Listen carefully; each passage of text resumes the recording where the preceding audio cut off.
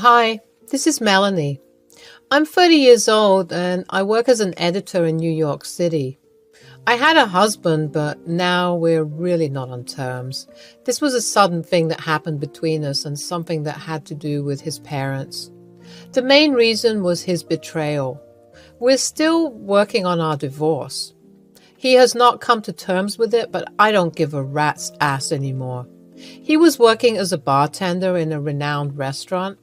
For privacy reasons, I won't be mentioning the names of the places we work at. He was in his own lane and I was working as an intern at the time. So, feeling independent, I wanted to take my parents to a fancy restaurant, and this one was very near to where I lived. How convenient, isn't it? Well, now I wish I had chosen a different restaurant. My parents were very happy for me. I was always an underconfident girl, so the fact that I got a job in New York as an intern writer really changed my perspective. They were hesitant at first, but when I assured them, they agreed.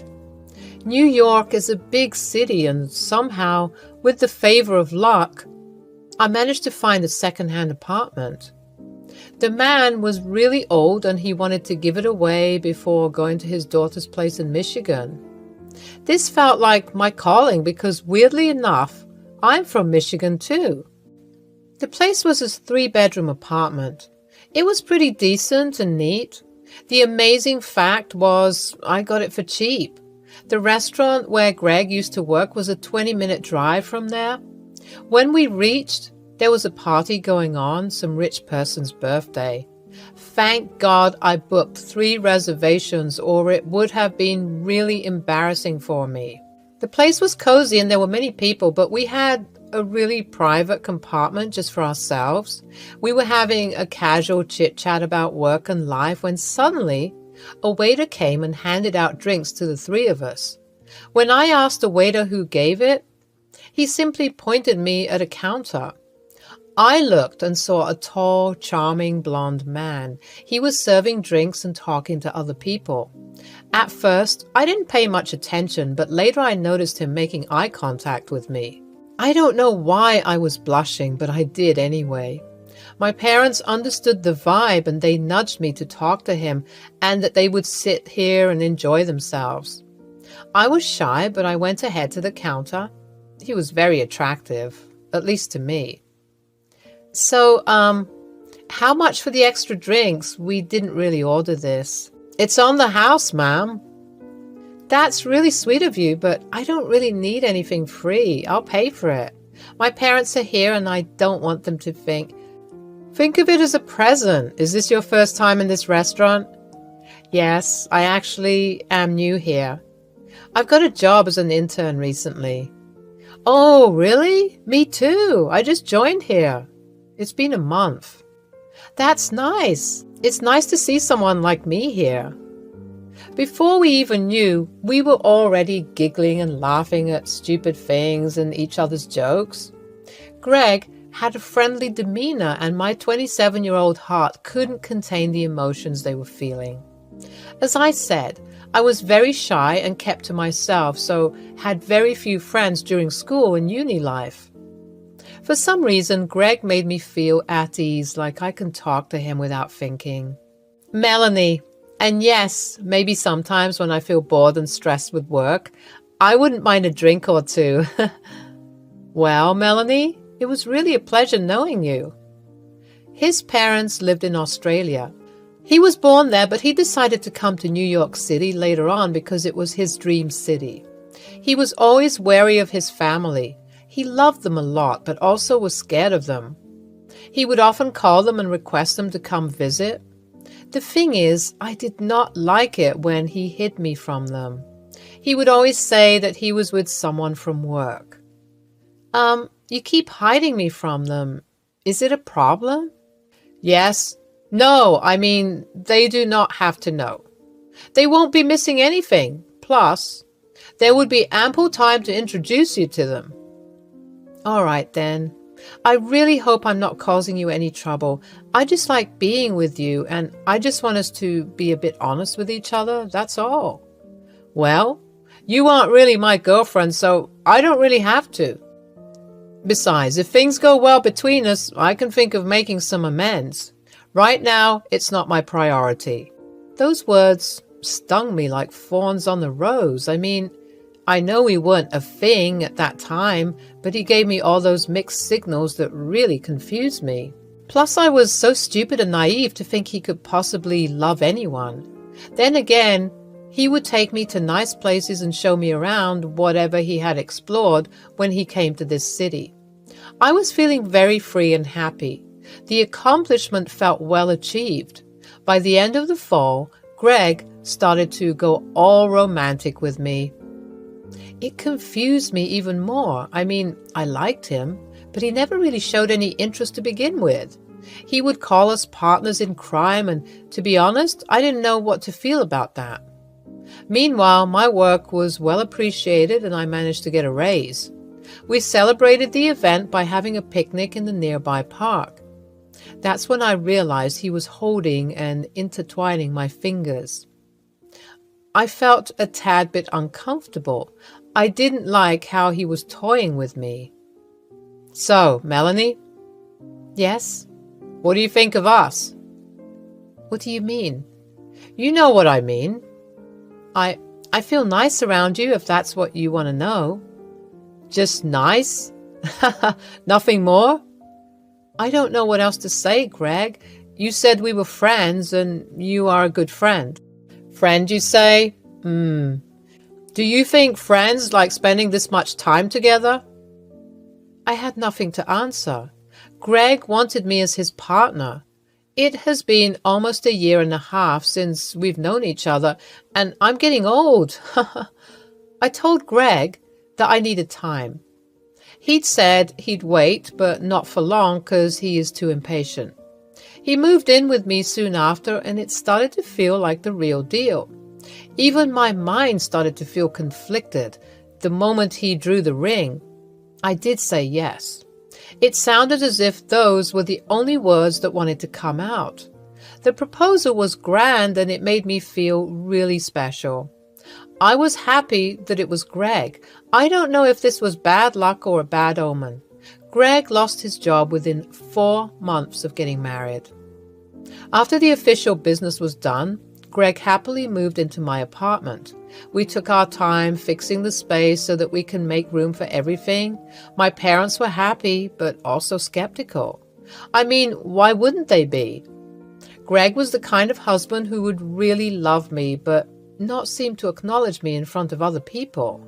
There were times when we went to parties and he would let me go to hang out with his friends. He would not really introduce me until I made the move. He still wouldn't tell his parents.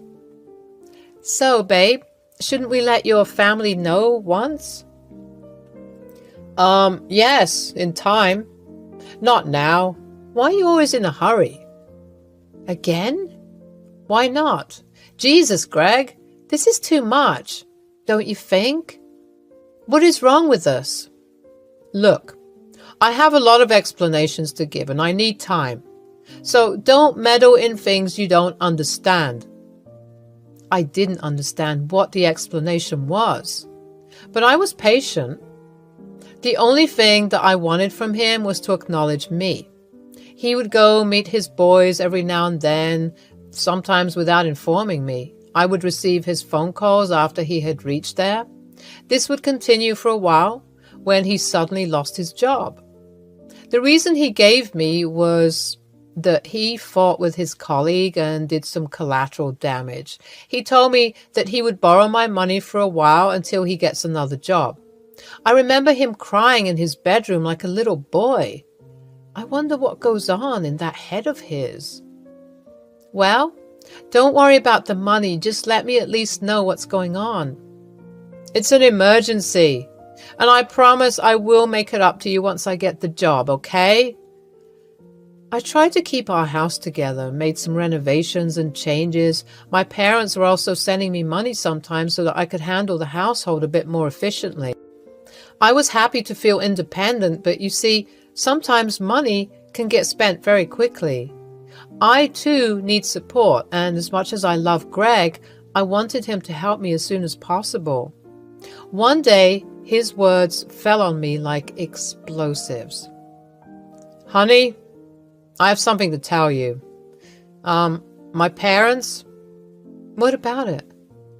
They will come to visit you. I mean us. Huh? Okay. Did they say when? In 2 days. I've arranged everything. I just need you to do a small favor. Okay. Can you please tell my parents that I bought this apartment and all the other things? They are unaware of the fact that I don't have a job, and it would be kind of embarrassing if they,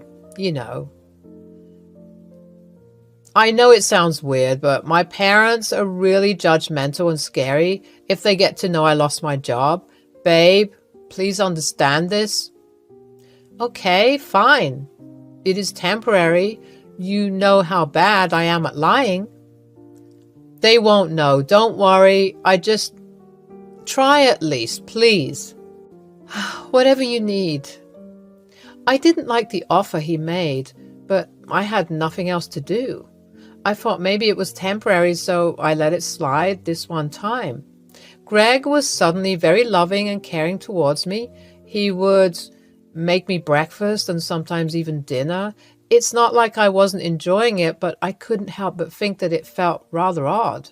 I wanted to take a few days off so that I can spend some time with his family. My boss was kind enough to give me 3 days and also promised to not cut any money. I was, after all, a hard-working woman. They will be here any minute. Is everything ready? How do I look? You look fine. Just stop fidgeting. You are making me nervous. Yeah, okay, I'm fine. The cab reached in front of the apartment gate around the afternoon. I was very nervous, but I knew that I had to be my very best self in front of them. They came upstairs looking very stern and serious. I had never met someone who would look as intimidating as his parents. They were tall and blonde just like him, but their faces had a disgusted expression. Once they entered the room, they were rather pleased. They scanned every nook and cranny of the place as if they were judging the household that I so dearly built. But then again, my credit wasn't there. No bad. Pretty nice. Love the little decor. Your choice? Yes, mostly. And a little bit of help from Melanie. Oh, yes, the wife. What is it that you do, dear? I work in editorial content. Oh, a writer, basically. Yes, well, not like an author or something, but yes. Why don't you sit and relax? I will get you all something to eat. Isn't that Melanie's job, dear? She must be making you work really hard. Oh, no. I love to help around. Melanie, dear, why don't you get to know each other? I would go and get something to eat. Sure. I sat there silently while they kept looking around. I was feeling hella nervous. I didn't know what to say or do, and just kept staring at their annoyed expressions. They didn't like me. That was clear to me. So, my son's working in a corporate office? He must be really tired. Do you do everything for him, like tending and all? Yes, I do. He's earning quite well, seeing the interior condition. Are you able to support him? Yes. Greg tells me that you have not been able to give him time. Really? So, what have you contributed so far, other than taking in all his expenses? Excuse me? We were interrupted by a coffee break from Greg. I noticed the cup he presented me was bad and almost broken, whereas he served the 2 of my best cups to his parents. He gave me no snacks, but gave them a plate full of Cheez-Its. So, how's everything? Why did you both get married exactly? Well, don't you think you were a bit fast?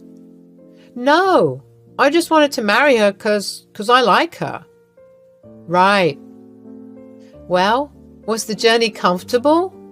Nobody responded. I started to grow very uncomfortable. I eyed Greg. He eyed back. We both got up and went into our room. What the hell was that? What was what? That attitude. Why are they being like this? I don't know. Did you say anything? Say? I just freaking kept answering their interrogations, and you saw how when I asked something, they didn't respond. Well, maybe they're just jet-lagged. They'll be fine. Let's take them out today. Can I borrow your card? This is wrong, Greg. They think I don't do anything for you. This is terribly insulting. Honey, I know. Just a few more days, babe. They'll be gone. Fine. The evening was horrible. Greg went ahead and gave his parents a treat from my card. I didn't feel welcome, so I loitered around the shops and stuff. I was feeling lost. I didn't know if things were going well at all. I was thinking about the times when I made important decisions. Well, the fact that I did rush with marriage says a lot. I mean, many people take these decisions pretty lightly. I sighed and scrolled through my phone. My best friend from work left me 3 messages. I felt like I could just call him once. Hey! Yeah, what's up? You didn't reply to me. Caught up with a situation here. I think I messed up. I'm scared. With Greg? Yeah. Well, how about we meet up tomorrow? Oh, wait, you took 2 days off. Anyways, I can't. Greg's parents are here. That bimbo called his parents? Finally? Matthew. Okay, sorry. Well, how are his parents? They hate me. The conversation would have gone on for a long time when suddenly I heard footsteps from behind. I immediately cut the call. It was Mary. She looked like she would beat me or something. I was low-key expecting that, not gonna lie. She came and glared at me. Well, enjoyed the... You are robbing my son of his money. What? You have been depending on him for so long. He's devastated. Wait, what did he tell you? That you are a leech. My hands became cold. I was speechless. This wasn't happening to me. Greg told me to pretend, but we didn't talk about this type of pretense. I was the leech, the one who was holding him off for so long, who made the apartment worthwhile for living in, who took care of him. I heard you've been taking half the ownership of his. I will not let that happen. Give him full authority over this place. What? Authority? Half? I'm not really clear on what you are. You will not share this apartment with him. Gold digger. Seduce my boy for his money? I should have known from the start. Take your belongings and leave. We do not approve of this marriage. I looked behind her to see Greg and my father-in-law chatting and smiling at each other. Tears were filling my eyes. My anxiety rose to its peak. I could feel my throat drying up, but I knew I had to cover for Greg until I got the chance to speak to him. I smiled at him, and he didn't return it. We head back. I was really exhausted. I wanted to speak to him, but he was still talking to his parents. Once it ended, he came to the living room and switched on the TV. I sat beside him. So, can we leave the pretense? Just for a little while? Sure. I love you. Me too. So, whatever you cooked up with your family, it is temporary, right? Look, Melanie, maybe you should go back to Michigan for a while till I figure this out, okay? My parents are going to stay for a while. What are you saying? You heard me. That was it. The last conversation I had. He gave me silent treatment no matter how much I questioned him. He didn't budge. He just went silently to bed. I was crying all night at Matthew's place. His wife was really sweet to give me a space to stay for the night. I was kicked out of my own house. Matthew was dumbfounded by the situation. You do know that you still have the power to destroy his life, right? He's still jobless, using your card. Yes. Look, give him the ownership of the apartment. After all, he won't be able to pay the bills. The debt will kill him. But what if he refuses to take the offer? He is so dumb. He will. He thinks he can get away with it. What about our marriage? Are you kidding me? You still want to stay with that turd after all this? Please, you deserve better. I had a thorough discussion with Matthew about what to do next. It was a difficult execution, but if I pulled it out well, this would work. I saw my phone that day. Greg called me 3 times. I messaged him saying I made a decision. The next day, I met Greg in a nearby cafe. He apologized to me greatly. I remained silent. Well, I know things are messed up. Look, for now, go to Michigan and stay with your parents. I will take care of the things here and then come back to take you. Sure. And? Then I'll try to get a job. But for now, can I please keep your card, honey? Yeah. I've also decided on giving you ownership of the apartment. For now, let me pay all the bills. Later on, you can return me back. Wow. Are you sure? Yes. I will make things right, babe. I promise.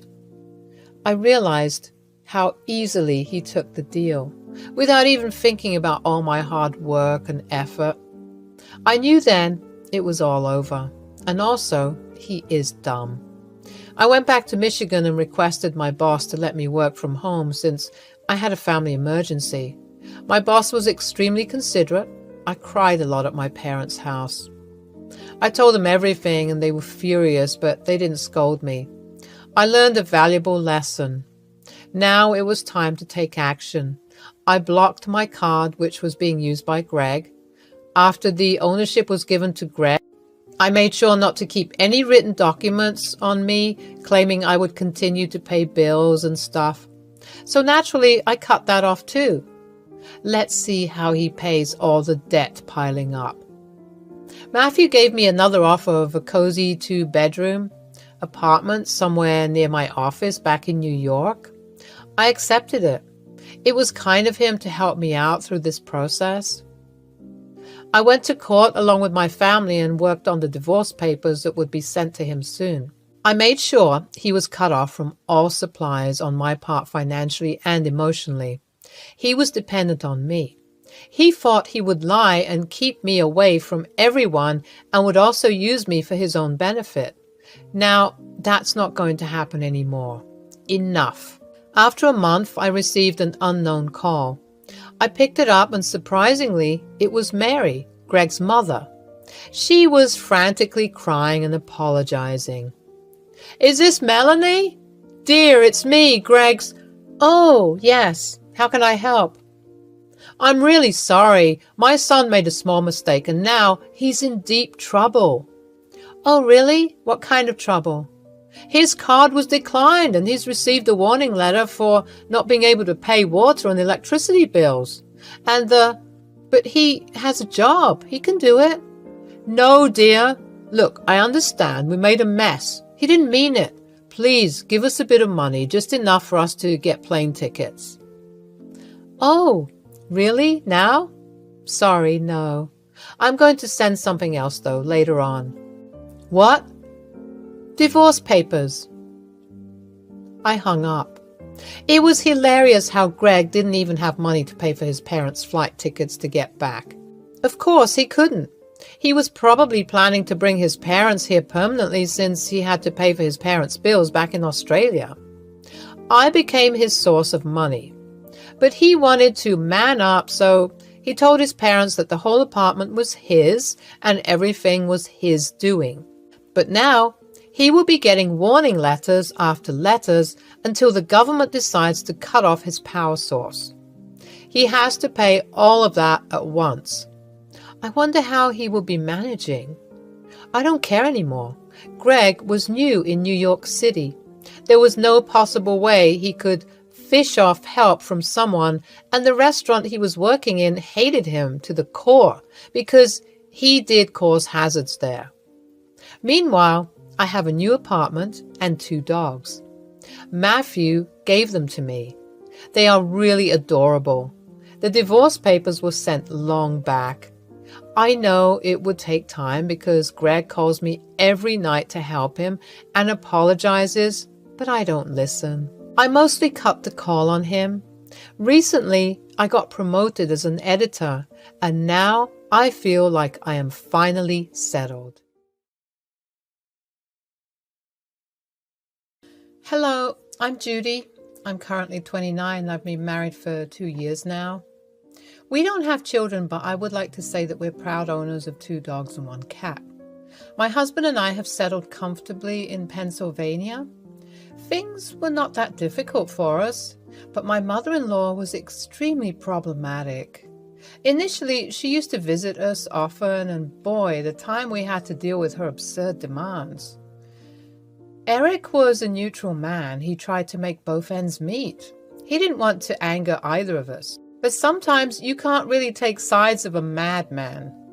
I was working as a cashier in the local departmental store at the time. It was a boring-ass job, and my shift was mostly from early morning to evening until my colleague took my place. The pay was terrible, but it paid my bills nonetheless. It was like a day like this I met Eric. He came into our department store along with his mother. They were looking for some cosmetics and cooking items.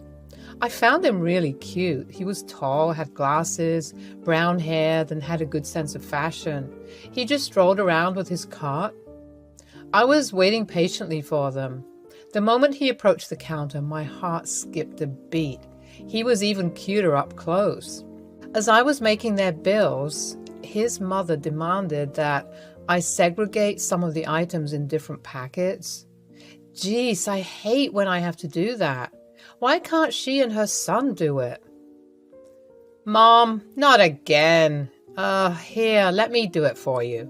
No, baby, let the young girl do it. She knows her job. She gets paid for it.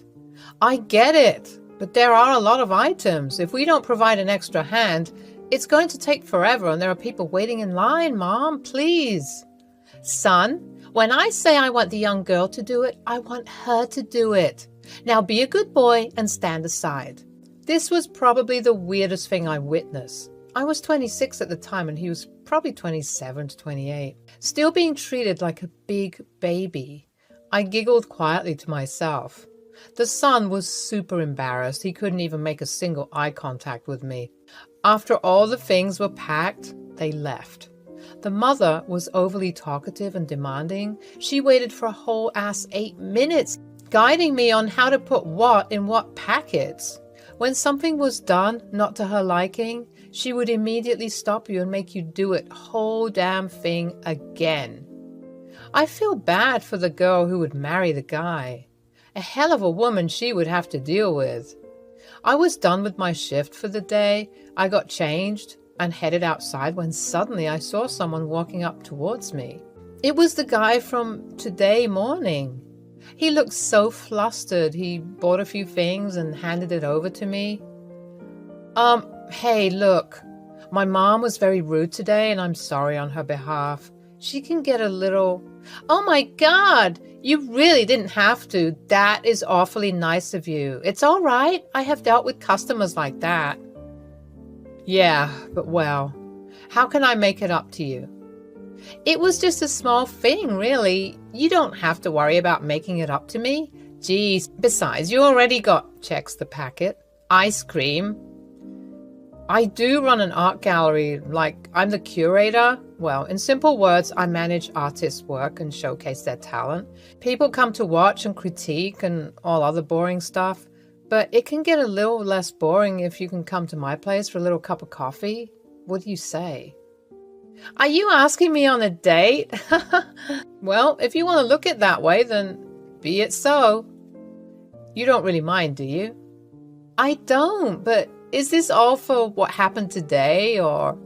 To be honest, no. I found you really cute, and well, damn, this is embarrassing. Rather Visit my gallery. I'll get time to muster some courage by then. Here's my card. You can give me a call at any time. It was a pleasure meeting you. Looks at the card. Eric, I'm Judy, just in case. Pleasure was all mine, Judy. See you soon. Let's hope so. He left with a swag. I must say, I have hit some jackpot this life.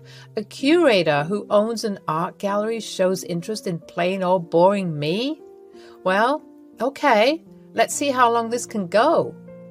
Weeks passed and the memory of our encounter lingered in my mind. I finally mustered the courage to take Eric up on his invitation. I took his card from my purse and gave his number a call. Hello, Judy. Wait, how did you know it was me? I never called you before.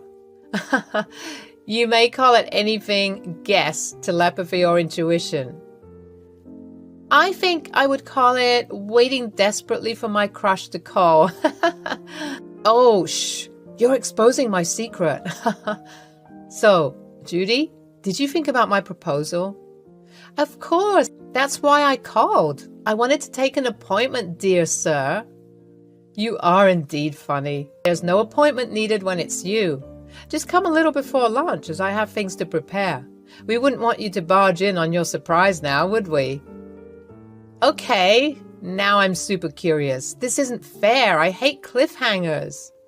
Well then, let's not wait for the next episode. Tomorrow, 11? Yes, done deal, monsieur. The day I visited the gallery, I was wearing a nice floral dress. Makeup, not too much. Kept it elegant and simple. The moment I reached the alley, a rush of excitement and nervousness washed over me. I had always appreciated art, but had never delved deep into its rich tapestry. As I walked through the gallery's doors, I was greeted by Eric, who handsomely grinned. He took me on a personalized tour, sharing stories about the various artists and their work. The passion and knowledge he exuded were contagious, and I found myself captivated by his every word. We spent hours strolling through the gallery, lost in the beauty that surrounded us. Eric's eyes sparkled with joy as he described the emotions and stories behind each piece. It was as if the art came alive under his guidance, whispering secrets and inviting us to dive deeper into their mysteries. So, doesn't it get difficult, the competition, I mean? While my gallery is smaller and more compact than the famous ones, I introduce underrated artists. Many rich clients wanted to buy from this place. I may not have reached fame, but it's not fame that I seek. I seek the joy of exploring new concepts and meanings. It's just me. You are different, Eric. It's nice to see someone not running after recognition all the time. Oh dear, it is 30 minutes past 1. You must be hungry. Shall we eat? His dining room was something straight out of a Victorian novel. It was so pretty and well decorated. I was baffled by the aesthetic sense of this man. I was now low-key getting really insecure. I felt like Eric was too good for me. I mean, any woman would be charmed by the elaboration made by him.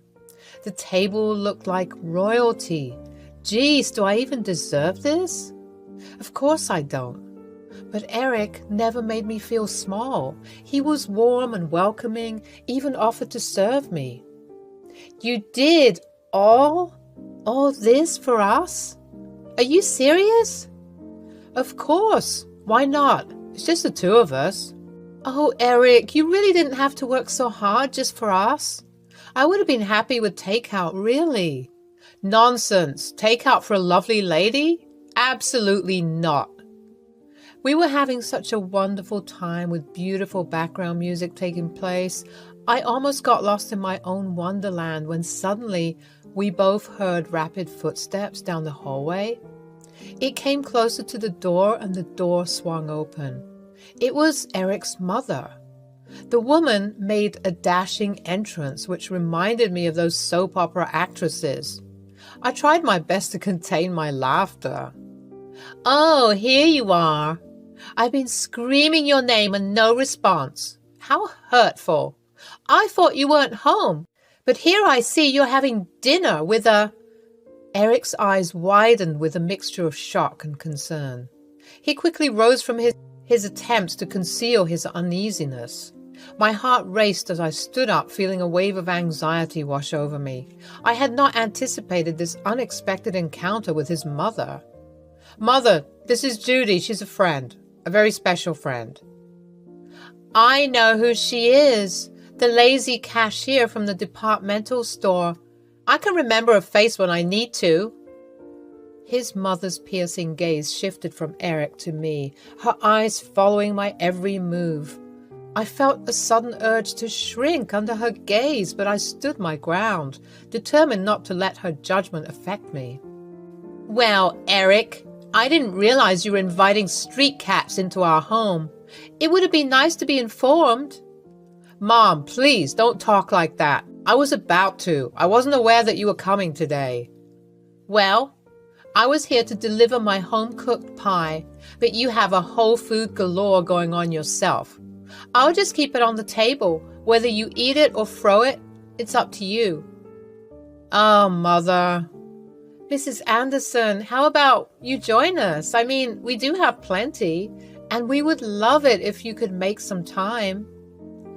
Kim was unfazed by my proposal. She kept the pie on the table and looked sharply at Eric.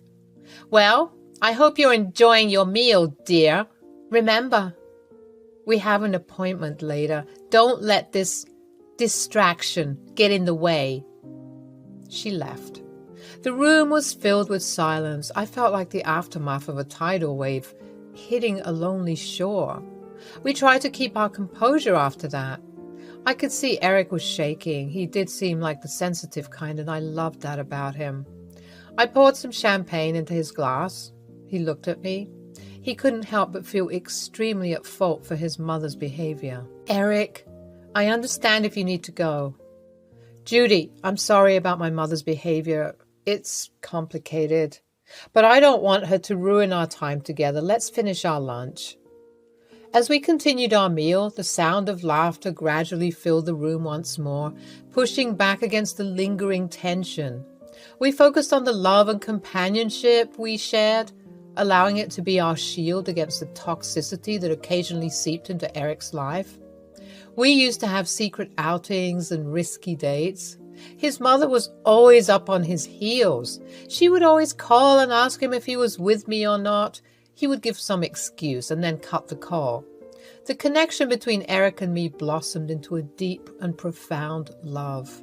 We continued to explore the realms of art, creativity, and life together, allowing our shared passions to strengthen the bond that grew between us.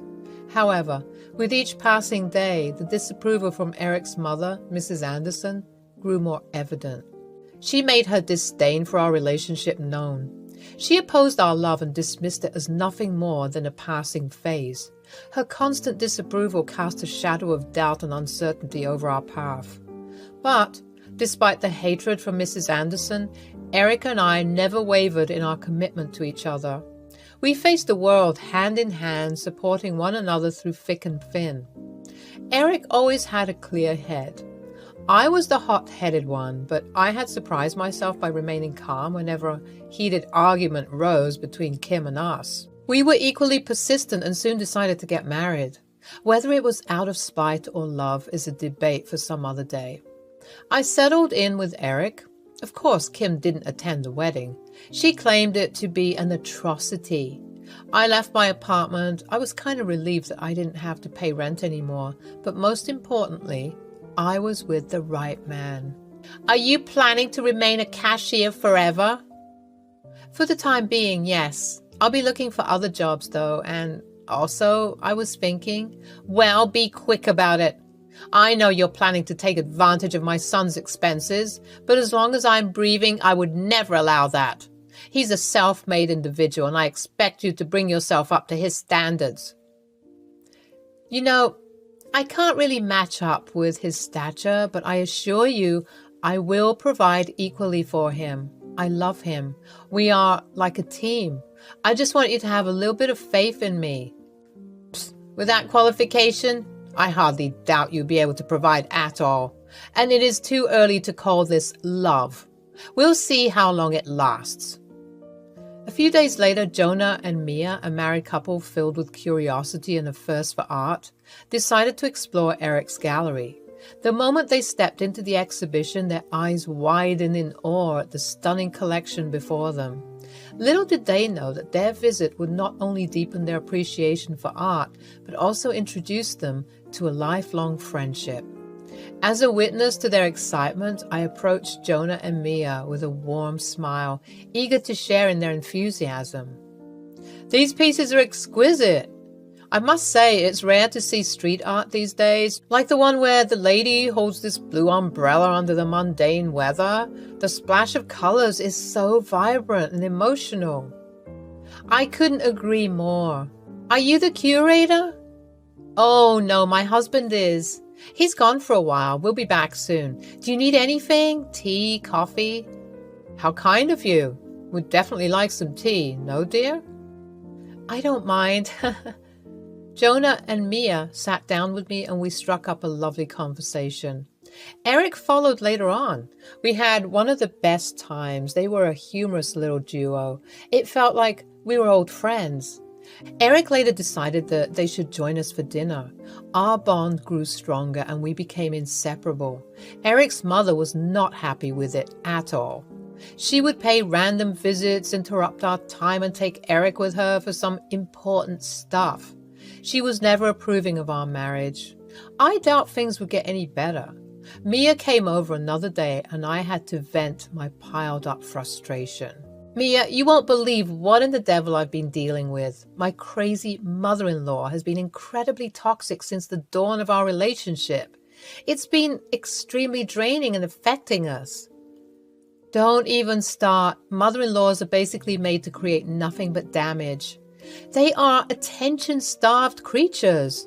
They have no life to ponder into. They're like flies hovering over fresh meat." "Oh, sheesh, girl, you must be going through a lot yourself, huh?" "I mean, I was, but then Jonah and I decided to confront her about it. Trust me when I say the aftermath was not pretty. I meant it. She made some scenes. I'm just glad we have left and past it." "Should I confront her too?" "How does Eric feel about it?" "Well, he mostly takes my side. He's not the kind of guy who likes conflicts. He tries to mediate, but he's torn between his loyalty to me and his family. It puts a strain on our relationship, and I can't help but feel trapped." Kim's birthday was coming soon, and we thought to take a chance. Eric and I decided to give her a painting of herself. The idea was mine, but the cost would be handled by Eric. He was happy, but also felt a tad bit sad. He knew his mother was very picky about gifts. He just hoped she liked it, but it was really not worth it. I would never forgive that woman. "What the hell is this?" "Mom, this was a small birthday gift from..." "Birthday gift from you?" Kim inspected the painting. "You think you can try to get in my heart through this gesture? Well, you are wrong. I didn't need this shit. Take it back to whatever garbage you brought it from." I left it there. I didn't want to give it back. It was, after all, an effort made by Eric as well. He went to one of his finest artists and paid him $50,000. That is no joke. I felt so bad. I told him I will pay it off to him bit by bit. He charged me nothing, but I can't let him through bankruptcy just for his mother. When I came back, I couldn't believe what I saw. I stood there in utter shock, witnessing the most vile character of a human being.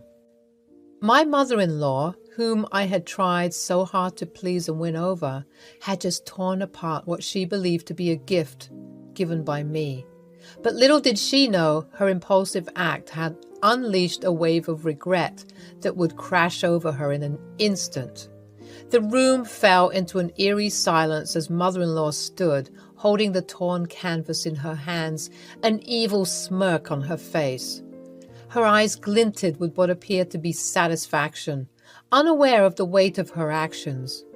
I watched as the torn pieces of what she believed was a valuable painting fluttered to the floor. "There you go. Since you wouldn't do it yourself, I did it." "Mother, but why?" This is a very expensive gift. So, who told you to spend your money on me? No, it wasn't my... I could hear rapid footsteps down the hallway. Eric entered with a birthday cake in his hand. Before he could ask anything, he looked at the torn canvas on the floor. The room seemed to freeze at that moment. The tension was heart-stopping. I exchanged a glance with Eric, silently acknowledging the ruse we had played on mother-in-law. It was a test, a way to reveal her true colors and see how she valued our relationship. What did you do, Mother? That fine piece of work cost a fortune. How could you? Wait, you paid for this? And you destroyed it like it was some piece of scrap? Do you realize that Judy was thoughtful enough to give you a gift after all that you have done to her? After the filthy names you called her? I was unsure, but she convinced me to give it another chance.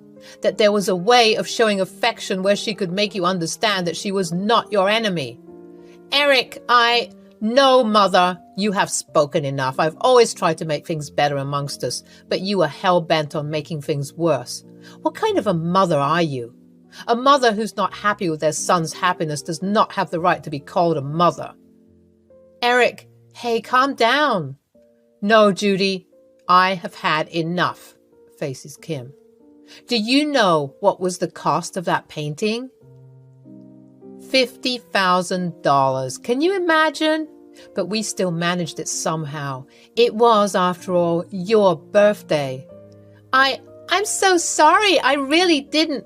Just get out. Never ever show your face to me again until you compensate me all the money. Do you hear me? Eric, are you sure about this? Of course. Mother dearest here needs a lesson. She's obviously crossed the threshold this time.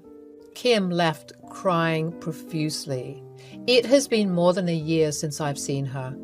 Whatever transactional affair she had with her son happened in private. She is trying her best to compensate for the damage with whatever she could earn. She begged to stay with us, but Eric and I refused to let negativity dictate our lives. Slowly, I left my job as a cashier. I helped Eric part-time with his gallery and applied for another job very close to where we live. It was a plant shop. The old lady wanted an apprentice for a long time, so I signed in. We got 2 dogs, a beagle and a dachshund, plus a stray cat. Jonah and Mia became our closest friends. They often visit us and vice versa. Trust me, life couldn't get any better after that. I'm just glad we managed to get past it and are trying our best to nurture each other as much as possible. Hello, I'm Hannah, 49-year-old mother who divorced and remarried. I have a daughter who's 25. There has been a significant amount of turmoil in my life, and I completely blame myself. Well, I have a crazy-ass story worth writing for, but to have a better understanding, you must know a little bit about my past. So I always had a rough patch with my husband and children. We had lost interest in our lives. We were dating not for long when I got pregnant, and then we had to kind of get married. Liz was only 7 when she witnessed the first proper fight between us. Vicky, though he possessed a good heart, struggled with being a neglectful father. He often prioritized his work and personal interests over spending time with our child. I, on the other hand, became an overprotective mother, constantly worrying about my child's safety and well-being. Our differing approaches caused tension to grow between us, and it seemed like we were slowly drifting apart. As the days turned into weeks and the weeks into months, our struggles intensified. We would have heated arguments about our parenting styles, each of us stubbornly holding on to our own beliefs. Vicky believed that giving Liz more independence would allow them to grow and learn on their own, while I feared that her safety might be compromised if I let go of the reins. The strain of our disagreements extended beyond parenting, infiltrating other aspects of our relationship. We became distant, spending more time apart than together.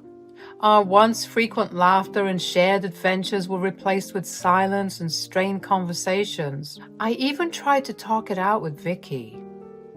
Vicky, we can't keep going on like this. Our marriage is falling apart, and it's breaking my heart. I want to fix things, but it feels like you're intentionally pushing me away. Hannah, I just don't have the energy for this right now. Can't we talk about it later? I've had a long day. Later? It's always later with you, Vicky. We've been pushing our problems aside for far too long. We need to address them and face them head on, or else our marriage won't survive.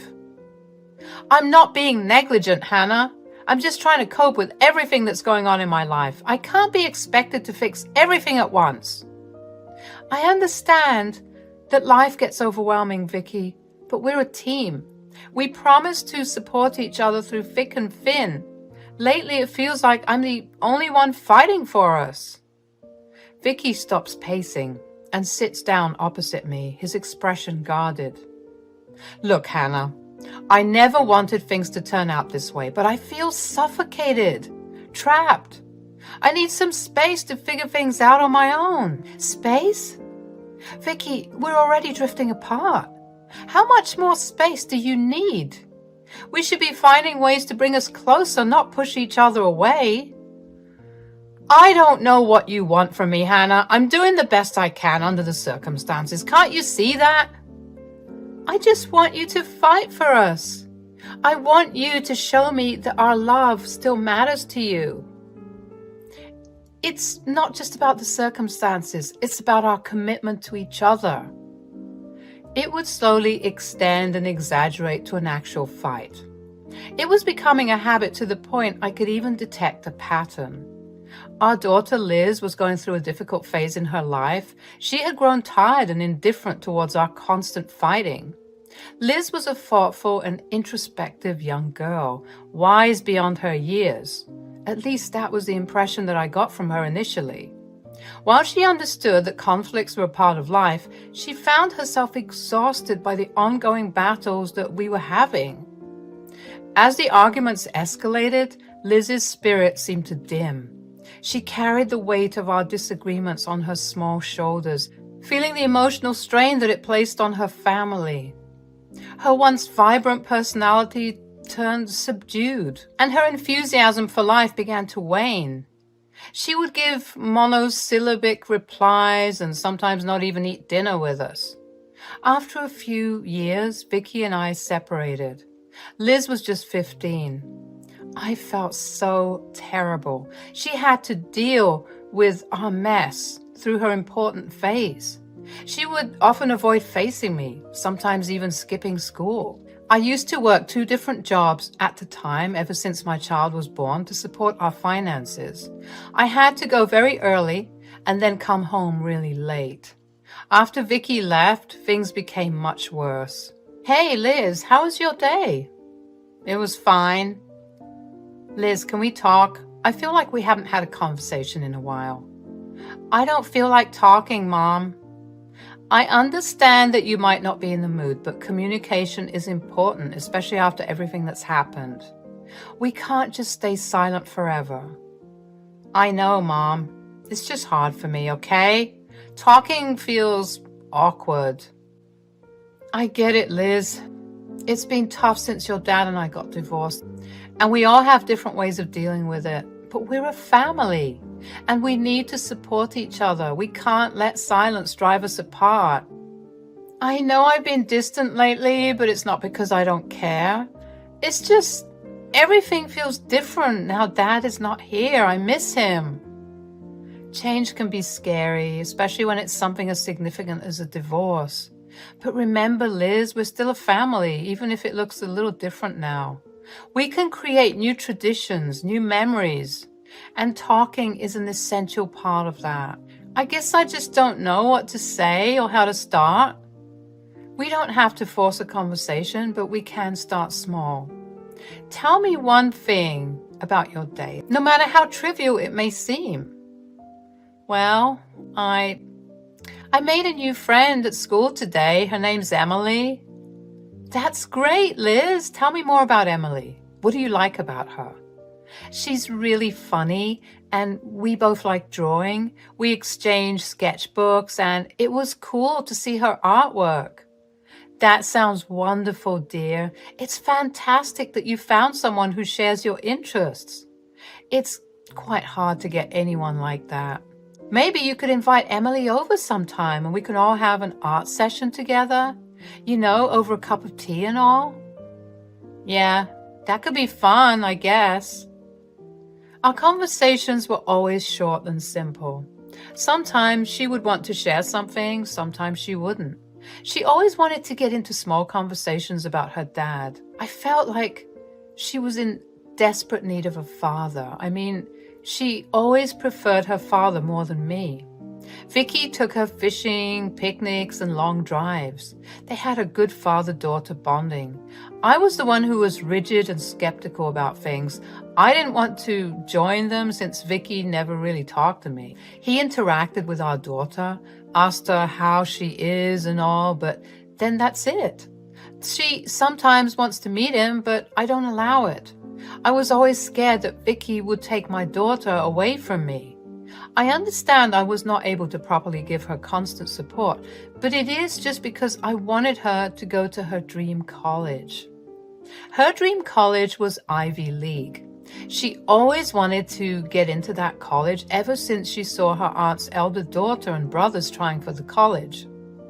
The only drawback was it costs a lot of money, and I wouldn't be able to afford it if I don't get my head deep in work. One summer, she went with her dad to the lake for camping. I was alone, and that is the time I met Jonathan. He was a car mechanic. One sunny afternoon, as I was strolling through town, I noticed a small auto repair shop nestled in a corner. Curiosity got the better of me, and I decided to step inside. That's when I first laid eyes on Jonathan, a charming, ruggedly handsome car mechanic with a mischievous smile that instantly caught my attention. Jonathan greeted me warmly and we struck up a conversation. He was passionate about his work and spoke with such enthusiasm that it was contagious. As he explained the intricacies of fixing engines and the beauty of turning a simple car into a well-oiled machine, I couldn't help but be captivated by his knowledge and dedication. I was so awed by his charm that I wanted to visit him again. I intentionally got my car to act funny so that I could ask him for help. "Hey there, can I help you with something?" I gave Jonathan a quick once-over, my eyes lingering on his rugged charm. "I hope so. I've been having some trouble with my car, and I know you're the best mechanic in town." "Well, they aren't wrong. I'll do my best to live up to the reputation. So what seems to be the problem?" "It's making this weird noise when I start it. I don't know much about cars, but it doesn't sound right." "Ah, the mysterious noise. Don't worry, Hannah. I've got a keen ear for those. We'll figure it out together. Please make yourself at home." "Thank you, Jonathan. It's been a tough week, and I'm glad I found someone like you who knows what they're doing." "I understand what it's like to go through tough times. Life has a way of throwing unexpected curveballs at us, right?" "Really? Do you mind sharing?" Jonathan leans against a workbench, thoughtful for a moment before responding. "Well, I went through a difficult divorce a few years ago. It was a challenging time, but it also taught me a lot about resilience and finding joy in the little things, like fixing cars. I can relate. Divorce is never easy, but it's a journey that makes us stronger. And I guess in a way, we're both on the path to rebuilding ourselves." We bonded pretty well. I called him for dinner and sometimes went out to take a stroll around the park. When Liz came back, she seemed pretty content. She was very happy, must have had a good time with Dad. When we sat to eat together, she broke the news that Dad got married and is very happy. The stepmother is nice and polite, and she took great care of my dad.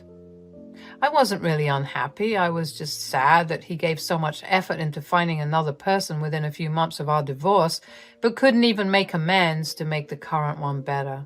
"I will never get married. It's not my thing." "Then why did you get married to me? It's not like I forced you into it. I gave you a choice." "You very well know why. If you weren't pregnant..." "Was that my fault? Is that under my control, Vicky? You were the one who was reckless and stupid. Fine. I have ruined your life. Then why the hell are we still talking, huh? We should split up. You go your way and I go mine. I want you to take some responsibility, Vicky. I understand that this life was our mistake, but we have a child now.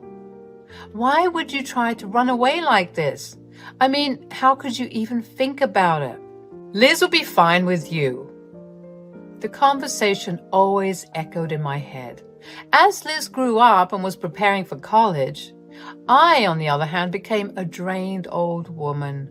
Jonathan would meet me in secret from time to time, but I was too scared to confess this to Liz. What if she reacts badly to this? It began gradually with Liz and I, including Jonathan, in our mother-daughter outings.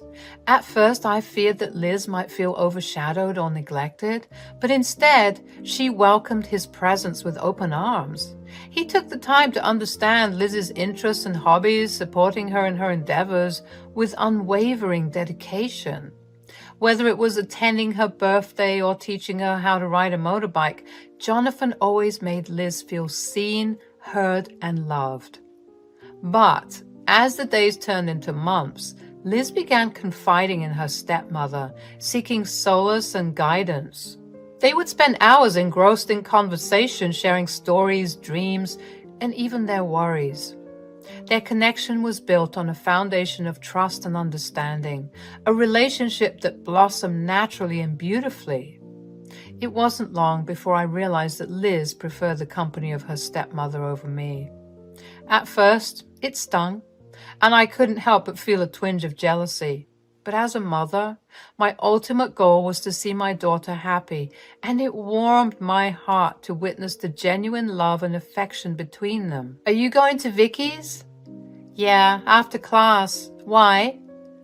Class is going well? Made new friends? Yeah, Mom, it is. Bye. Do you want Jonathan to drop you? No, it's cool. Dad will drop me. He's waiting outside. Okay, bye. It was not like Liz didn't like Jonathan. She was rather conflicted with her life. Her stepmom was probably a nice character. I wouldn't know. I have never seen her. The shock came on me when ultimately she decided to move in with Vicky and his wife. I wanted to stop her, but I couldn't do it. I know many will think she was being ungrateful because I was the one paying her bills for college.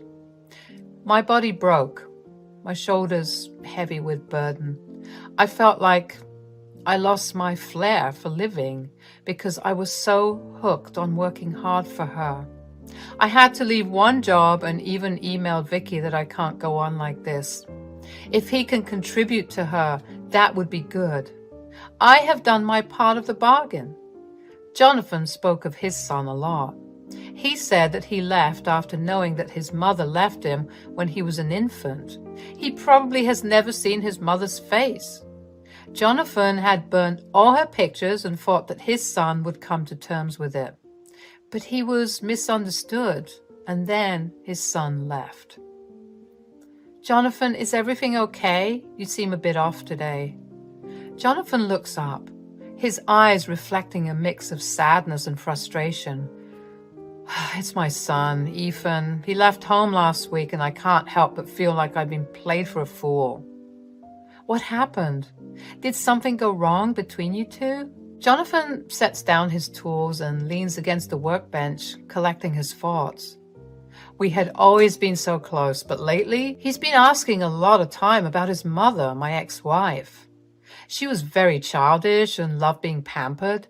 She loved me a lot, as she said, but when she got pregnant, she started suffering from postpartum depression and then became worse.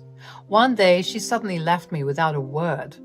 Later on, I found out she had settled somewhere else. Ethan was just an infant. I took all his responsibilities myself. Has Ethan given you any reason to believe that he was manipulated? Jonathan's frustration started to seep into his voice. He's been acting differently, echoing his mother's words, questioning my decisions. Kept saying that I'm forcing him to not see his mother, and I am the villain in this relationship. I feel like I've lost my son." I reached out and gently placed a hand on Jonathan's arm, offering comfort. We stood by each other. We were each other's mental and emotional support. I have received a letter from Vicky saying that I should continue paying a bit since he doesn't have his earnings strong. I said yes for the time being, but I don't have the energy to continue 2 jobs like that. A few years later, when I received a call from Liz, she announced to me that she was going to get married. She met this very handsome boy in college who was her senior, and they have been dating ever since. Only recently they decided to tie the knot. I was already hurt about the fact that Liz had completely disregarded me from her life, and now she suddenly informs me that she would be getting married. She said that I was not invited because her stepmother didn't want me to. Vicky might be hurt seeing me so. Jonathan was invited. I was speechless as ever. I was beyond hurt. I was numb. "I'm sorry, Mom. This was her part of the decision, and I would visit you with Ethan soon enough." "Wait, did you say Ethan?" "Yes, my fiancé. His name is Ethan. Sorry, I forgot to mention that before." Wait, Liz. This Ethan person, are his parents going to be there?" "Why do you care?" "Just tell me." "Well, no. Ethan's parents are divorced. He doesn't acknowledge his dad and that he is still looking for his mother. I mean, he has never seen his mother and a lot of other things, but why are you asking me all of this?" I became quiet with shock. If this was Ethan, Liz was making a mistake. I mean, it would be a funny scene, to be honest. I just kept quiet about it. I wanted to see how it ended up. Jonathan said he would go and pay a visit, but not talk to anyone else but Liz. I was stoked by the fact that my ex-husband's current wife is my current husband's ex-wife. Damn, that's some crazy mix-up. So technically, Liz and Ethan would be step-siblings. This would be a nightmare, and for some reason, I couldn't contain my laughter. When the epic day arrived, I was in my room reading an article when I get a call from Liz again. She was crying profusely. Before the ceremony was about to begin, Jonathan awkwardly interrupted Liz to give his regards to her, but then Mindy recognized him and squealed before fainting into Vicky's arms. Ethan was extremely furious about the whole scenario, and he confronted Mindy about everything later when she gained consciousness. Then Mindy and Jonathan had a ridiculous fight in front of all the guests, and when Vicky tried to intervene, Jonathan packed a few punches on him. The cops came quickly because one of the guests thought that things went out of hand. Mindy kept hysterically shouting at Vicky about me, slurring names of the devil at me. Overall, the wedding became a total mess. Ethan was extremely disgusted that we hid the secret from them, but it was me who could have mentioned it once Liz called. "Did you know about this?" "I suspected so." "And you didn't bother mentioning me?" "You have already taken the helm of your life long back. Why do you care what I would have to say? I hardly doubt you would have believed me in the first place." Mom, look, I'm sorry, okay? I was an idiot. I should have stayed with you, and I was planning to. You are not invited here anymore, Liz. Jonathan and I would be moving to Texas soon. I would rather suggest that you and your father deal with things from now onwards. But Mom, Dad went all bankrupt with all the preparations of the wedding turned into a disaster. There are still certain things left to be paid. We can't do this without you. Mom, please. I said I'm sorry. I'll try my best to repay you, I swear. I have made my decision, Liz. But what about all these years I paid for the bills and your dad didn't contribute a single thing? You got to a college because of me, and this was how you repaid me? You moved in with the person who cared less about you in the first place. He was doing all of these for you out of spite towards me. Do you get that, Liz? I'm sorry for being the mother you never deserved. Mom, please, hear me out. I cut the call. I wasn't going to spend a single second with an ungrateful human being. She was Vicky's daughter, not mine anymore. I bailed Jonathan out from the cops, where I also met Vicky and the rest. Ethan was still in shock most of the time. Liz and Vicky kept insisting that I stay and contribute so that they could pay off the extra cash. I blocked all the words thrown at me. They never really gave a damn about me. I deserve all the money that I wasted on my daughter. Now, what they do with their lives was none of my business anymore. Jonathan and I wanted to be happy in life. That's what we aimed for. Texas became our permanent home and happiness. Amidst the chaos and confusion, we found strength in our love and resilience as a family. We knew that we had a choice to make, to let this revelation tear us apart or to confront it head on and find a way to move forward together. Hello, people. I'm Jade, and this story is about my horrible in-laws. Now, my story is a little different than everyone. I'm sure you have seen mother-in-laws obsessing over their sons. Well, wait, what? Why don't they like you? This is ridiculous. My mom always wanted daughters. She hated me when I was born. I guess that's why she always preferred my sister Penny over me. I was also made to compromise and got punished for the mistakes she made. My mother-in-law, Shelley, absolutely hated my husband, Saint.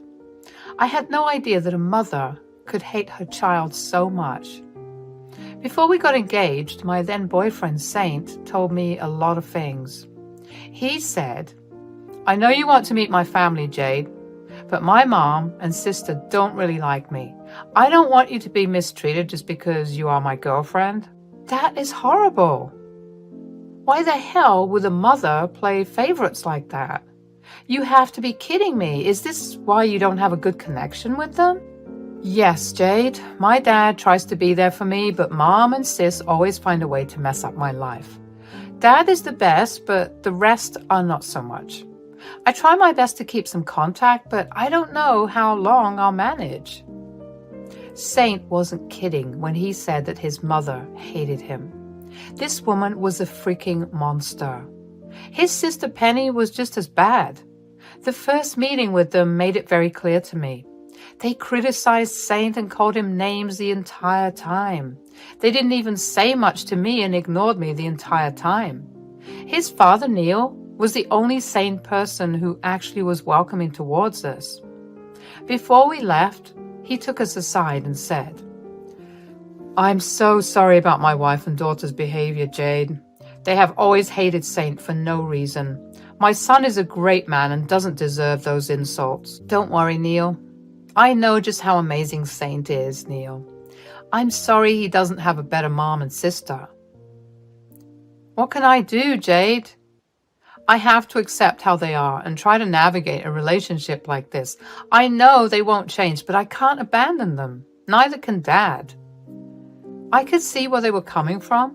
Shelley and Penny were completely dependent on Neil for everything. Penny didn't work and had a son out of wedlock. The father is involved, but she has full custody. The father of her son also doesn't want anything to do with Penny due to her insanity. Penny lived off the child support payments that he gave and wasted her father's money on luxuries. It was ironic that Penny made fun of me and Saint for living like middle-class people. Perhaps it was because Shelley had a similar way of life? Anyway, it was quite clear to me that Shelley and Penny would not be close to us. I refused to be in contact with them much. However, Saint still tried to have a relationship. He was a very affectionate man and always wanted to see good in people, but nothing had prepared him or me for what was to come. It started when I and Saint announced our engagement and tentative wedding date. We went over to the in-laws and told them everything. Neil was super happy for us and literally had tears in his eyes, but Penny and Shelley were not at all happy to hear our announcement. In fact, they looked pissed at us. They said, "How could you even think about having a wedding when I'm still single? I'm older than you and should be the first one to marry." That is ridiculous, Penny. Getting married is not a competition. You can get married when you finally meet someone. It's not a good reason for me to wait for you. You are the one being ridiculous. My daughter should be the first one to marry. I don't know who gave you the permission to get married before her. We are not children, Shelley. We don't need anyone's permission to get married. Who marries first is not a big deal. When Penny finds her soulmate, she will get her chance too. Jade is right, Shelley. I have no idea why you and Penny are making such a big deal about this. They're not required to sacrifice their wedding because Penny refuses to date realistically. How can you say such things about your own daughter, Neil? You should support our daughter, Penny, when she's so upset. You're just taking Saint's side and internally mocking Penny. You are a horrible father. Suddenly, Shelley and Neil started to argue about the issue. Penny was simply crying and playing the woe is me card from time to time. Since the attention shifted from me and Saint, we decided to leave them be and go home. Neil would handle the situation. We were positive about it, and if he didn't, we would always try to talk some sense into Shelley and Penny. We didn't hear from Shelley and Penny for a week, so me and my fiancé thought that they were finally over the stupid wedding competition. Oh boy, we were wrong. One day when I was at home after work, Shelley and Penny decided to visit me. They knew that Saint was out of town on business and wanted to catch me alone. I let them in, thinking that we could have a sane discussion about the wedding. I said, "Hey guys, what's up? We haven't heard from you for over a week now. You missed Saint. He's on a business trip to Seattle." "We are not here to meet with Saint. We are here to talk to you. I don't care where my useless son is right now." "Well, what are you here to talk about? I'm not sure I can be of any help to you two."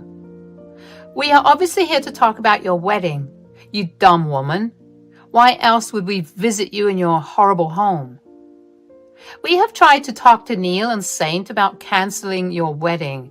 It looks like they have no interest in listening to us, so we've come to talk some sense into you. You need to think of your sister-in-law and cancel your wedding." I couldn't believe their freaking audacity. I was naive enough to think that they were here to make peace, but no. Penny and Shelley were here to corner me and get me to cancel the wedding. I don't know in what universe they think I would have agreed to that. These women just kept getting crazier and crazier. But I wasn't the one to be pushed back. I said, and that would be a hard no from me. Whether this wedding will happen or not is completely up to me and Saint. You have presented your points to us and we don't agree to it. So no, Shelley, we won't cancel our wedding. How can you be so selfish? Wait, I know. You and Saint know that I will have a big wedding. You want to get married before me so that you can steal the limelight and have no one to compare your wedding to mine. You are just a jealous witch like my brother. My God, Penny, you are one crazy woman. If one wedding bothers you so much, maybe you should consider getting some help. This is not normal. How dare you say something is wrong with my daughter? Penny isn't wrong to feel how she feels. She's right about your intentions. You are a selfish woman. You should know how much weddings mean to a bride. My stupid son can wait for a little longer to get married. Your daughter is almost 30, Shelley. If she still hasn't found someone, we are not sticking around to find out how long it'll take. With her ridiculous standards, she would be lucky if anyone married her. Oh, please, you are just jealous of me, Jade. I'm a beautiful woman and anyone would want to be with me. It's not my fault that I know my worth and will only marry a rich guy. I'm not cheap like you and Saint. Well, I don't care, Penny. What I do care about is my own wedding. The wedding won't be cancelled for some brat who doesn't even love her own brother. We will ask you one more time, Jade. Take a month to think about it. If you go through with the wedding, there will be consequences. Let me just make that clear. Shelley said that and left with Penny. Their threat was hanging in the air even after they left. I was freaking mad about how they talked about Saint and his feelings didn't matter at all. While Saint has gotten used to this behavior from his mom, I knew the wedding issue was plaguing his mind. So I decided not to tell him about the threats. I didn't want to depress him any further. It was bad enough with Saint slowly realizing that there is no way we can have a good relationship with Shelley and Penny. A month passed, and I didn't even bother reaching out to Shelley. She did call and try to harass me. I saw the horrible texts she sent and kept records of all the threats she made, but I didn't show them to anyone. I was already busy planning the wedding and had a lot on my mind. I didn't need more drama. Instead, I simply informed Neil about the situation and let him deal with it. He was able to keep a tight leash on his wife and daughter so that they don't do anything stupid. Neil's efforts were only fruitful till the day of my wedding. All the preparations were done with great care, and I was proud of how everything turned out. Saint was very busy with work, so he couldn't help as much. Plus, the issue with his family was also on his mind a lot, so I didn't bother him with wedding troubles. I was trying my best to be supportive of Saint while he figured out what to do about Shelley and Penny. I said, "Look, Saint, I know you wanted a decent relationship with your mom and sister, but I don't think they are even a little bit interested in that. I mean, you have seen how they reacted to your wedding." "I know, Jade. Trust me." I'm starting to doubt my decision as well. I tried very hard to establish a relationship with them. I don't think I can do that anymore. I can't believe how they dismissed my wedding like nothing. Shelley and Penny are not worth our precious time, Saint. I think you should consider cutting them off after the wedding. Hell, I would be happier if they were uninvited from the wedding altogether. I can't uninvite them, Jade. They're still my family. Maybe they don't care about me, but I do care about them. Even if it's only a little bit. To be honest, I'm worried they'll try and do something stupid, but I'm sure Dad will handle it. After the wedding is done, we don't have to be in contact with Mom and Penny anymore. Even after everything, Saint was still trying very hard to not have any hard feelings towards them. I could understand his side, actually. For years, he had tried to gain their affection. It's difficult for him to pull away suddenly. I did make a mental note after convincing him to get therapy after the wedding. I also wished that by some grace of God, Shelley and Penny end up not coming to the wedding. I knew it was a fruitless prayer. I couldn't stop them from coming. But all I could do was keep my eyes peeled and stop them from sabotaging the wedding. At our rehearsal dinner, everyone was in a great mood. It was the first wedding of Saint's family in years, so all of his extended family showed up. They were very excited about us getting married, unlike Shelley and Penny. My dear mother-in-law did try to tell everyone about how unfair it is that Saint is getting married first, and he didn't even consider Penny's feelings on the matter. Well, no one agreed with her, of course. In fact, Shelley's mom and Neil scolded her for being so negative about her own son's wedding. Shelley and Penny sulked for the rest of the evening while everyone ignored them. On the day of the wedding, I was very anxious for some reason. Shelley's threats were playing in my mind on a loop. My maid of honor and bridesmaids tried their best to calm me down, but I was still very anxious and starting to look like a mad woman. So they suggested that we take a tour of the venue to make sure everything was all right. It was before I got my makeup done, and while Saint still hadn't arrived at the venue, when I was taking a look at everything, I and my bridesmaid found Shelley and Penny in the kitchen. They were standing near our wedding cake and laughing. In their hand was a spray bottle of peanut oil. I was absolutely horrified to see what they were doing. They said, "There you go. Mom, I've sprayed a thin coating of peanut oil on the cake. It doesn't even look visible. One bite of this and Saint will go straight to emergency. Even if he has an EpiPen nearby, his wedding will be ruined." I can't believe we had to go this far for this stupid wedding. Saint is such a bad son for making me do this. If he and his stupid fiancé had only listened to us and canceled the wedding, we wouldn't have done this. Whatever happens today will be a result of his own doing. Mom, you are worrying too much about Saint. Do you know how upset I am already? People just won't stop talking about him and Jade. I don't want to listen to you babble about them as well. If the peanuts kill him or something, he'll deserve to die for being such a weakling. Sorry for being insensitive, Penny. I'm being too charitable with Saint. I should be more mad at him. And you're right, Saint and Jade brought this upon themselves. Maybe this will teach them to respect us more. Shelley and Penny started to laugh about what they did and even made fun of us. I was absolutely shocked to hear how nonchalantly they tried to poison my wedding cake. They knew that Saint was deathly allergic to peanuts. We had to be extremely cautious about not having any nuts around him. His mom and sister tried to use his allergies to spoil his wedding. Their jealousy knew no bounds. They didn't even care if Saint died from it. Me and my bridesmaids were appalled by what we saw. We didn't confront them right then. We were more busy trying to reach Saint and the groomsmen. I didn't want Saint anywhere near the kitchen because it had been contaminated. I also had to call the venue staff and catering to come clean the room before someone accidentally cross-contaminated all the rooms. By then, the guests had already arrived and even Saint was waiting outside in the parking lot. I was so anxious about stopping Saint that I completely forgot about the wedding cake. While I was telling Saint what happened, I heard a loud shriek from the kitchen. Everyone ran to see what was going on. Turns out Penny's son ate a huge chunk of the cake. The child is a very big spoiled brat, so I wasn't surprised to see him rudely eating my own wedding cake before anyone else. But the problem is that the child is allergic to nuts as well. Penny and Shelley screamed in horror. They said, "Quick, someone help my son. His throat is swelling. He's having an allergic reaction. Someone needs to call 911 right now. Please, do it fast." "Oh my God, my grandson. Someone help him. Neil, do something." "Penny, you need to get away from your son. You still have peanut oil clothes. It might make things worse. Here, I have an EpiPen. Use this till the ambulance arrives." When the ambulance arrived, Penny left with her son and was accompanied by a relative. However, I didn't let Shelley leave with her. I let Penny go at the moment because her child was in danger. However, I wasn't going to let Shelley go that easily. I said, "Where do you think you're going, Shelley? Wouldn't you like to tell everyone how this accident happened today?"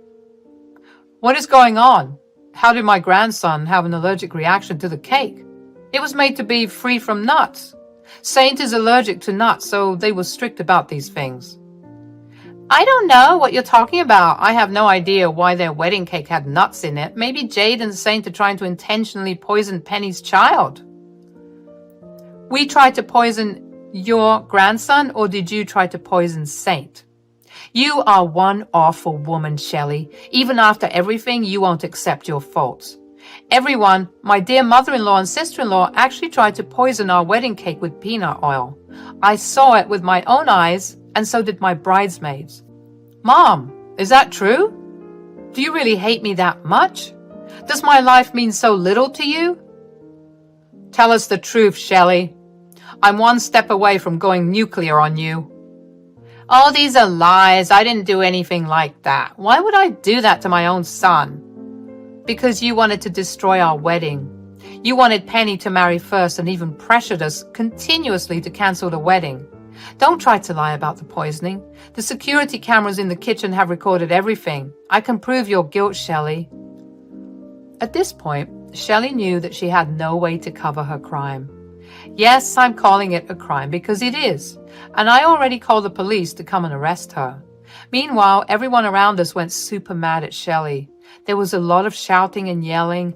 In the end, everyone was berating Shelley horribly. Saint said, "For years I've tried to make myself worthy of your love. I've slaved to make you and Penny happy. But today, I can see that I was making a mistake. You two don't even care if I live or die. I have had enough. Me and Jade won't be in contact with you anymore." "How dare you blame us for everything? You and Jade should have listened to us when we told you to cancel the wedding. It's your fault that my grandchild is in the hospital." "Enough, Shelley. You have the audacity to turn this on Saint and Jade? You are the one who should bear the responsibility along with Penny. I can't believe I spent so many years with such a vile woman. Today you showed exactly who you are. You better go home and pack your bags. After today, I won't be married to you anymore." "There is no need for her to leave, Neil. I've already called the police, and from the sirens, I can tell that they have arrived. You won't get away with this, Shelley. I and Saint will press charges against you for poisoning our cake." Shelley started to freak out and beg us to forgive her. No one paid heed to her tears and pleading. The police came, took our statements, and arrested Shelley. The venue authorities were called and they supplied the cops with video evidence. Shelley was taken away crying for mercy. Me and Saint still got married that day. Everyone encouraged us to go through with the wedding, and even Neil told us to continue. We all had a good time once we heard that Penny's son is stable now. The police were also planning to arrest Penny once the child was better. It looks like she would be losing custody of the kids and the child support payments as well. Meanwhile, Neil has talked to a lawyer about divorce and is preparing all the necessary papers. Shelley is rotting in jail and waiting for Penny to join her or someone to come bail her out. Hi, my name's Hazel. I'm 28 years old. Before I tell you guys about this story, I want to give you a little backstory to me, my husband, Paul, and my mother-in-law, Diane. I was born into a family where each individual's strengths were valued. So when I developed a huge interest in the art of baking, I was fully supported by my family. They encouraged me to keep practicing and would always buy me the things I needed to help me better my skills. Needless to say, I have become pretty good at baking. I never pursued it full time, but I did always make cakes and treats for family, birthdays, and family occasions. When I moved away for college to another state, I ended up baking a lot less. I mean, it's pretty hard to bake anything when all your dorm had was a microwave. Anyway, it was in college that I ended up meeting the love of my life. Paul and I met at a college festival when we were juniors. We ended up spending the rest of our time at the festival that day. Little did we know that we'd want to spend the rest of our lives together too. We got into a relationship as soon as we became seniors. We dated for a couple of years. In those years, we both managed to find jobs in our areas of expertise that paid us pretty well. When we were financially stable enough and had enough money saved, we got married. It was one of the happiest days of my life. I was sentenced to spend the rest of my life with my best friend, and nothing made me happier than that. Now, of course, with marriage came gifts. My parents were kind enough to gift us one of their many properties. It was a cute little flat that would have been perfect for Paul and me for the next couple of years. And we did stay there without any issues for the next 3 years. Having our own little place that was fully furnished helped me get back into baking. It started out small, with me just making some cupcakes and cake pops. But as family events kept coming, I kept making more desserts and treats.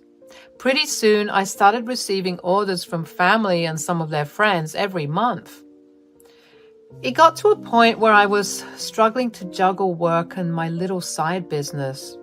I remember when I was really stressed, I talked to Paul about it. Lately, I've been struggling to balance my job and my little baking business. It's getting overwhelming, and I don't know how to handle it all. Oh, sweetheart, I'm here for you. Tell me everything. We'll figure this out together. I just feel like I'm running out of time and energy. My baking orders are increasing and I want to give it my all, but work keeps demanding so much from me too. I get it. I believe in your talent and I know how passionate you are about baking. So what if we invest more in the business? That way you can focus on it full time. I'll support you and we'll manage our finances accordingly. Really? You do that for me? But what about your savings and financial security? Don't worry about that. Your happiness and success mean everything to me. I want to see you thrive, and I'll do whatever it takes to make it happen. We're a team, and together we'll make it work. It felt great to have my husband support me so much. I knew that jumping into baking and making goods from my nice, stable job was a huge risk. But I wasn't alone in taking that risk. Even though I had a lot of doubts swirling in my mind, I knew that I wasn't doing this alone. Having Paul by my side made everything seem less scary. So Paul invested the most into my business, and obviously, he held the most of the shares. The other investors were my brother and my father. They held minor shares. It felt good to have people believe in me when I was practically shaking at the thought of doing something so risky. Over the next 2 years, my business collected a lot of attention. I was smart enough to start marketing my company on the internet. I mainly used Instagram and TikTok. Thanks to my videos, I managed to gain a good amount of customers. My business started growing, and before I knew it, I had quite a bit of customers daily. Thanks to all my profits, I was able to rent out a small outlet to set up my shop and start selling my goods. As soon as the paperwork was done and the shop was set up, we inaugurated the business. In 2 weeks, we were already popular. I was making a good amount of money, but I did not let any of the progress go to my head. I made sure to always stick true to my roots and focused on producing good quality food. Paul still stood by me and would sometimes even help me around the store. I was finally able to live out my childhood dreams, and I had the perfect man by my side. I don't like to brag because I believe that it invites bad luck. But bad luck came knocking at my door anyway in the form of my mother-in-law, Diane. Diane and I used to have a pretty cordial relationship. I mean, we were never very close and always just remained civil with each other at family events. I never interpreted that to be hatred or dislike. I just thought that she took a little time to warm up to new people, so I let it be. However, as soon as Diane heard that I was going to start my own business, she began to behave more hostile towards me. She would deliberately try to sabotage me at family events. She would belittle me and make fun of me whenever she met me. Paul would always stand up for me. One time I decided to make a dessert for Diane's birthday at her house so it would be nice and fresh. However, for the split second that I looked away from the dessert, Diane entered the kitchen and added a handful of salt to the dessert. I hadn't known about it until I saw people physically gagging and throwing up the dessert. I felt horrified as I wondered what had possibly gone wrong, so I tried it too. I tasted the salt immediately and threw it out. I wanted to cry. Diane made sure to make a big scene about it too. She kept saying that this is why I shouldn't even be popular. I apologized to her profusely, but she refused to listen and kept telling everyone that I had purposely tried to sabotage her birthday. I almost left in tears. But then one of Paul's nephews spoke up.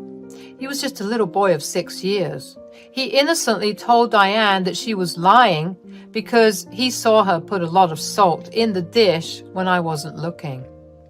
Everyone looked at Diane in confusion, and Diane tried to nervously laugh it off and say that he was just a kid who was saying anything. But then the little boy started screaming that he wasn't lying and that he had seen Diane pour the salt in and stir the dessert up. I was shocked at Diane's actions. I realized then the extent that she would go to just embarrass me and put me down. Now, instead of humiliation, I felt anger. But before I could say anything, Paul approached his mother. His face was red with anger. "What's your problem with Hazel? Why do you keep trying to sabotage her and put her down?" "Oh, you're making a big deal out of nothing. She's just a simple girl with a little baking hobby. She shouldn't be as popular as she is." "She's not just a simple girl with a hobby. Hazel is talented and hardworking. She's built her business from the ground up, and it's successful because she's amazing at what she does. I'm proud of her, and you should be too." "Proud of what? That she can put together flour, eggs, and sugar? Please." "Look, if you ever disrespect my wife like that ever again, I will never speak to you. I'll make you see why she's the wrong choice for you. Just wait and see." I was beyond upset and angry. Paul grabbed my hand and we left the party hand in hand. The ride back home was silent. I struggled to keep my tears in, but a couple slipped down my cheeks every couple of minutes. When we got back home, I cried into Paul's arms. I asked him what I had done to upset Diane so much. Paul assured me that I hadn't done anything wrong. He told me that his mother was just jealous of me. I told him that if she wanted, I could give her a role in my company, if that's what she wanted. Paul strictly told me not to do that because that would mean that I would leave something important in the hands of someone who wanted my business to fall. I shed because I knew that Paul had exhausted all his savings into this business. But I just wanted to do something to get Diane to like me or even just treat me with a little respect. Paul told me to never stoop so low as to get someone like his mother to respect me. He told me that I shouldn't have to do so much for her to treat me like a human being. He told me that if she pulled one more stunt, he would cut her off.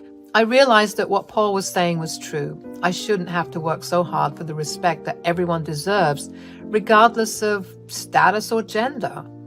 I knew that I wasn't going to let Diane or her actions affect me anymore. I mean, I had thousands of people praising my work, for God's sake. Why should I let her opinions of me change how I see myself and my work? I thanked Paul for his support and gave him the biggest hug. Later on that night, we heard from Paul's sister, the one whose nephew spoke up for me.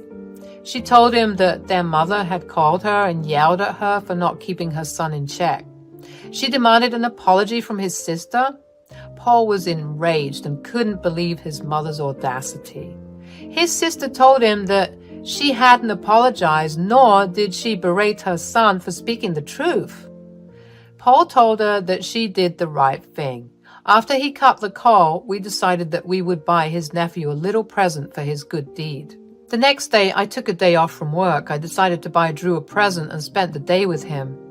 I picked up a Lego set that I knew he'd been wanting for a while and also some snacks. We spent the day playing around and eating a boatload of snacks. He loved the present, and we also spent some time assembling the Lego. What I'm trying to say is that I spent the entire day away from my phone because I was too wrapped up in spending time with Drew. At around 7 p.m., just as I was leaving Drew's sister's place, Paul called me. "Babe, have you checked your social media? There's something going on." "No, I haven't. What's happening?" "A bunch of people on Instagram and TikTok are complaining about your business. They're saying terrible things about the service and the prices, and even accusing you of reselling grocery store confectionery." "What? I can't believe this. Why would anyone spread such lies?" "I don't know, but we can't let the haters win. It's time to address this and set the record straight."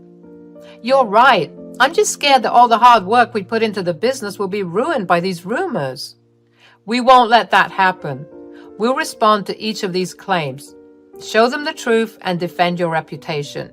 You have a loyal customer base who knows your dedication and talent. We'll get through this together." "Thank you, Paul. Your support means the world to me. I won't let these rumors bring us down. Let's fight back and show them the real story behind the business." "That's the spirit. I believe in you, and together we'll overcome the challenge." I drove home with a lot of plans brewing in my mind. I needed to figure out how to address the situation in the best way and reassure my customers that all the allegations and rumors were fake. When I got back home, I immediately set up my camera and started filming a video to post. I assured my customers of the quality of my food. However, for some reason, it did not help. In fact, the opposite started happening. More and more people started coming out and talking about their bad experiences with my business. I started losing a lot of customers. Along with the customers, I also started losing sleep. No matter what I did, it never seemed to help turn things around. This went on for a couple of months, and before long, I realized that I was at a serious loss and that I was drowning in debt. I was barely breaking even, when before I would make profits that were 40 times my investment. I ended up sitting Paul down and breaking the news to him. "Babe, about the business, it's not going well, and I don't know what to do. We're at a huge loss, and I've tried everything, but nothing's working. The negative comments and insults keep pouring in." "Oh no, I'm so sorry to hear that. This must be really tough for you. What are you thinking of doing?" I think we have to shut down the business, Paul. It's too risky to keep going like this, and I don't want to drag us both down with it. I'm so sorry, darling. I wish I could have done more to help. You don't understand. I don't want you to be broke because of my dreams.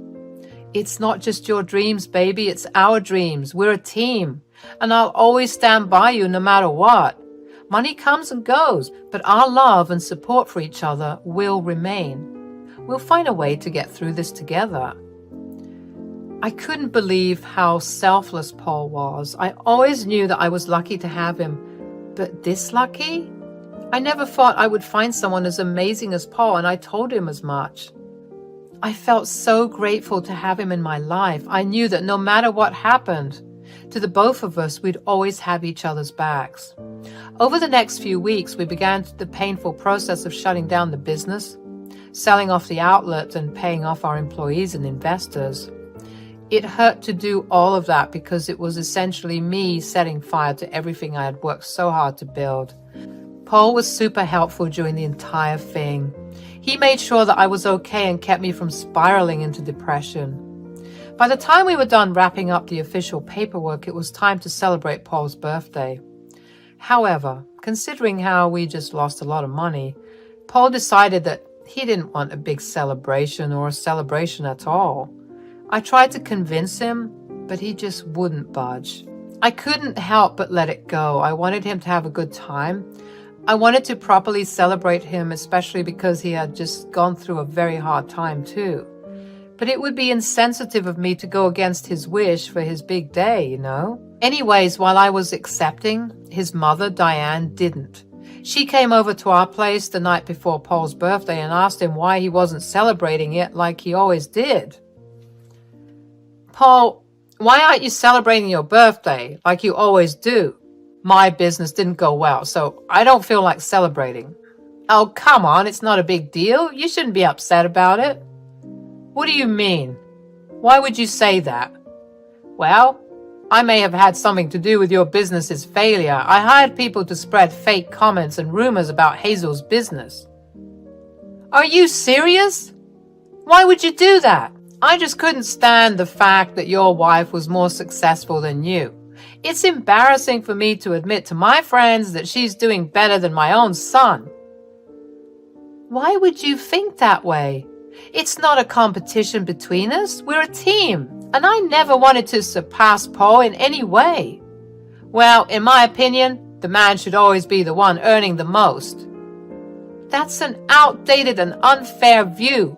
Paul has been my biggest supporter and investor in the business. We work together, and I value him immensely. I didn't care about all that. I never bothered to ask how you started the business because I don't care enough for you. It's hurtful to hear that, but I believe you should respect me as your son's wife. Your actions have hurt Paul too. Oh, what? Did he cry because his wife was crying? That's pathetic. That's why I'm here to straighten you guys out. If you had a big enough brain to be a little open-minded, you'd realize that there was something deeper other than Paul caring for me. What do you mean? Your son invested all his savings so I could live my dreams. Your selfish and cruel actions have left Paul broke, which is why he'd rather not celebrate. I'm sorry, Paul. We don't need your apologies. Leave our home. Get out! You ruined my birthday with your selfish and toxic behavior. I can't believe you thought that it was okay to do that and brag about it to me. You're a horrible, horrible person, and I hope the worst for you. Paul, please. No, enough is enough. Goodbye, Diane. I felt no remorse for the way we made Diane feel. She ruined everything because of her ancient ideologies and toxic thought processes. I wanted her to feel the pain of losing something she loved. Paul felt the same way. He couldn't believe that his mother would go to such lengths to hurt his wife. He wanted nothing more to do with her. I can't believe what my mother did to you. I want her out of our lives for good. Thanks for standing up for me. I never expected her to go that far. It's the right thing to do. We'll rebuild and make sure nothing like this happens again. I promise to protect you and our dreams. You're incredible. I'm so grateful for your unwavering support. We'll get back on our feet stronger than ever. We'll hire a PR team and a lawyer to safeguard our business and reputation. With you by my side, I know we can face anything. I love you, baby. I love you too, darling. As time passed, we slowly got back on our feet. It was a very slow and difficult time. We had gotten too used to enjoying a lot of comfortable things. We had to give them all up so we could finally start saving. It was very hard to adjust initially, but we found a way to adjust for now. As for Diane, I have no idea what she's doing. Paul and I made sure to inform everyone about what she had done. Needless to say, but the entire family on both mine and Paul's side were more than angry at her. She decided to lay low and avoid contact with any of us. I know it was difficult for Paul to cut off his own mother, but he stood firm in his decision. He also took amazing care of me and still hyped me whenever I felt too down about everything that happened. As for what's presently going on, I have started selling my desserts and treats among my family once again. I hope that this time it goes better. But that's a wish for the future. Right now, both Paul and I are focusing on healing and moving forward. Thank you so much for listening to me. I hope you always remember that you deserve to be treated with respect, and no matter what anyone says, you'll always deserve happiness and success.